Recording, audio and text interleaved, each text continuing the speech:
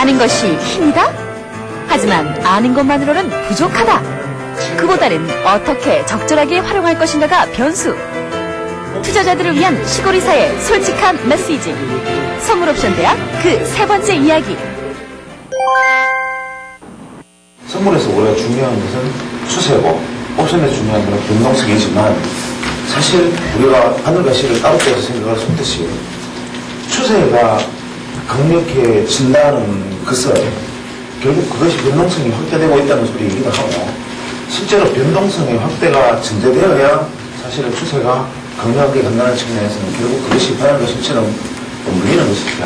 예를 들어서 이 A 구간, 쉽게 말하면 변동성이 축소되고 우리가 가격대의 스윙이 이런 형태의 볼링적 형태라는 것이 정확히 매도와 매수의 구간으로 적용할 수 있는 추세, 이러한 추세에 속해 있을 때는 우리가 소위 말하는 모든 지표값들은 과열과 침체라는 것이 결국은 매도와 매수의 기준점이 된다, 이렇게 얘기했지만, 우리가 통상적으로 알고 있는 이 지표들은 과열과 침체가 매수와 매도다라고 생각할 수 있는 것은 변동성이 갇혀있을 때 이야기라는 것이죠. 변동성이 만약에 변동을 해나가는 지점, 이렇게 갑자기 돌파를 해나가는 지점, 쉽게 말하면 우리가 그동안 꾸려져 있던 짧은 기간되든 긴 기간되든 기간대의 변동성을 돌파하려는 시점, 이 돌파하려는 시점에서 의미는 틀린다는 것이죠. 쉽게 말하면 지표의 과열이라는 것은 우리가 추세의 역전의 가능성이 아니라 그것이 추세의 새로운 시작을 의미하는 관대가 속하는 것이고, 이것이 추세를 완전히 형성하고 나면 다시 이러한 추세를 연속적으로 나아갈 것인가, 이 추세가 끝날 것인가라는 것은 과열에서 스윙, 중심선 스윙을 할 수 있느냐의 관점에서 알아보는 것이다, 이런 식으로 이제 정리를 할 수 있습니다. 그런데 이런 것은 우리가 지표 해석적인 관점에 속하는 것이죠. 이러한 지표들을 만약에 추세 강도 지표라는 측면에서 우리가 DI 혹은 마이너스 DI, ADX와 같은 이러한 지표들, 소위 말하는 추세의 강도를 알 수 있는 지표들을 만약에 여기서 적용한다면 이러한 신뢰성들을 좀 더 확인할 수 있지 않을까, 이런 생각을 해볼 수가 있죠. 여기서 말하는 시세의 기울기라는 것은 이런 식으로 진행되던 주가가 각을 외곽으로 만들어준다든지, 혹은 이 안에서 변동성이 이렇게 진행되는데 주가가 이렇게 느슨하게, 이런 느슨한 기울기를 가져왔을 때 이것이 실제로 변동성 돌파의 가능성이 있느냐, 아니면 주가가 이렇게 오다가 이런 기울기를 보였을 때 변동성 돌파의 가능성은 얼마나 크냐, 이것을 저는 그 기울기라고 표현했지만, 기울기라는 것은 뭐를 의미합니까? 가격 지표만을 바라본 것이죠. 결국은 이러한 지표값을 보고 시장을 이해하는 방식이 옳으냐, 아니면 시세의 기울기와 같은 것을 보고 지표의 우연성을 극복하는 것이 옳으냐, 철학의 문제를 풀리죠.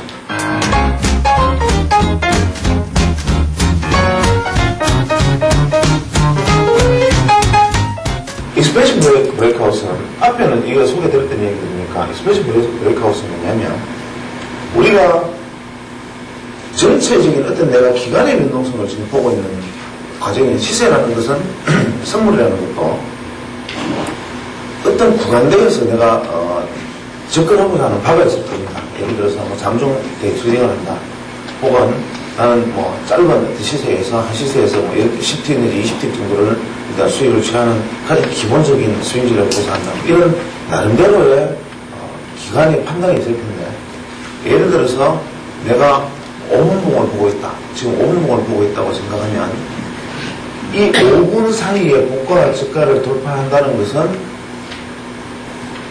분봉으로 만약에 나누면 1분봉으로 나누면 5개의 봉이 이 전체의 변동성 안에 가두어져 있다는 것을 의미하는 것이죠. 예를 들어서 15분봉을 가지고 시장을 보고 있다고 가정을 한다면, 예를 들어서 이 봉의 형태가 하나의 변동성 박스를 형성하는 시기가 옵니다. 시세의 반전 이전에는, 즉 추세가 강화가 되거나 시세가 반전되거나 기존 추세가 역전되거나 기존 추세가 강화되거나 할 때는 한 짧은 추세가 신호를 보여주고 매수와 매도 측이 치열한 힘겨루기를 한 다음에 어떠한 방향성을 보여줄 것인지를 도모하는 탐색기관이 존재하게 되겠죠. 그 탐색기관 N 사이의 변동성이 돌파되는 날, 돌파되는 시간, 돌파되는 단위가 소위 말하는 가격이 돌파냐, 변동성이 돌파냐라는 것을 주의 깊게 살펴봐야 됩니다. 예를 들어서 우리가 가격 논리만으로 바라보았을 때 가격 자체가 얼마가 높았다, 가격 자체가 얼마나 낮았다라는 사실이 지금 중요한 것이 아니라 변동성의 폭을 얼마를 가지고 있다는 것이 중요하다는 것이죠.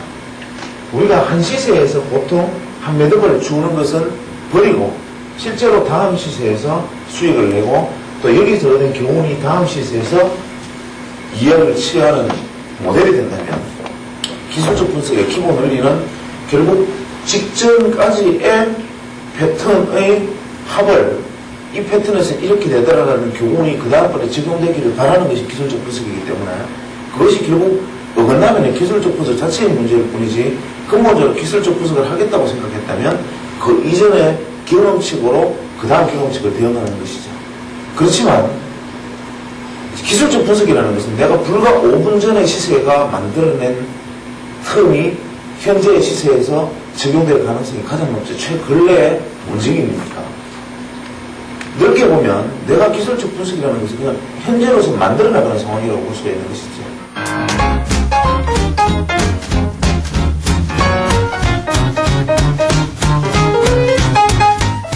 그러면 우리가 이평이라는 것이 의미 있는 이평이라는 것이 가지는 것은 뭐냐면 시세가 눌림목을 보여주고 가는 패턴을 우리가 관찰을 해보고 이것이 형성하는 이평이 어떤 이평이냐는 것을 찾아내면 되는 것이죠.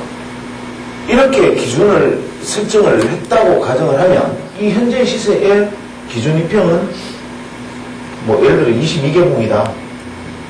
뭐 이런 현상은 무수히 다반사를 일어날 수 있겠죠. 장중에 계속 급변하는 시세 속에. 그러면 이것을 전체적으로 가정평균한 것은 대충 한 35에서 45개 사이에 봉이 다음 중기 이평을 형성할 거고 단기 이평은 대충 한 10개에서 15개 봉이 또 앞에 단기 이평을 형성하겠다는 것은 충분히 예측이 가능하지요. 그래서 이평이라는 것은 그냥 단순히 그 시세가 그 시세를 형성하는 사람들의 생각의 중심값이라는 개념에서 생각을 한다면 우리가 고전적으로 생각하고 있는 그런 어떤 이평의 개념이나 현재 우리가 찾아내는 시세의 되돌림 지점이나 혹은 시세의 저항 지점, 되돌림 시세의 축축을 이루는 지점이 결국은 중심 이평이 되고 거의 이평이라는 것은 그냥 시세의 평균값, 시장이 요구하는 수렴값을 의미하는 것이죠. 이런 수렴값을 찾아내면 이 수렴값을 중심으로 시세의 움직임을 살펴보는 것이 중요합니다. 보통 우리 트레이더들이 제일 많이 활용하는 것은 소위 말하는 스웨덴뼈, 예를 들어서 장 시작하고 30분간의 시세의 흐름을 보고 이 시세의 움직임에 어떤 추세들을 저점에서 고점을 연결하는 추세들을 박스로 설정하고 이 박스를 이탈하는 방향으로 추세를 인정하겠다라는 방식으로 트레이더들이 많이 접근을 하지만 잦은 손절매와 잦은 진입가 손실을 계속 반복하게 됩니다. 그냥 우리는 30분간이라는 짧은 시간 내에서 보여준 이 시세에서 이것이 돌파되는 것이 속는 것이 아니고 진짜냐 가짜냐를 알 수 있는 방법은 없을까? 이 생각을 많이 하게 되지 않습니까? 그래서 사람들이 고민을 해봅니다. 자, 남들은 30분 보는데 이제는 45분 한번 보자. 45분의 시세를 보면 이게 이제 일부 좀 줄어들지 않았을까? 왜냐면 개인 투자자들의 소위 말하는 부안해동 심리를 이용해서 이 부안해동 심리, 이걸 우리 왜 데이 트레이딩을 많이 하거나 데이 트레이딩이 아니라도 일종 트레이딩을 하다 보면 이 무슨 보이지 않는 빅브라더가 나의 매매를 막 보고 있는 것 같아요. 아니, 그렇지 않고서야 하필이면 내가 진입하거나 내가 시장에 진입만 하면 시장의 방향은 반대로 가고 내가 빠져나오기만 하면 시장의 방향은 내가 생각했던 대로 간다. 그래서 어떻게 이럴 수가 있을까라고 생각하는 나의 평균 심리를 사실 극복하는 방법 두 가지가 있습니다. 필터링 해가지고 진짜와 가짜를 걸러내는 방법을 필터링해서 걸러망으로 걸러내든지 시간을 바꾸는 수밖에 없어요.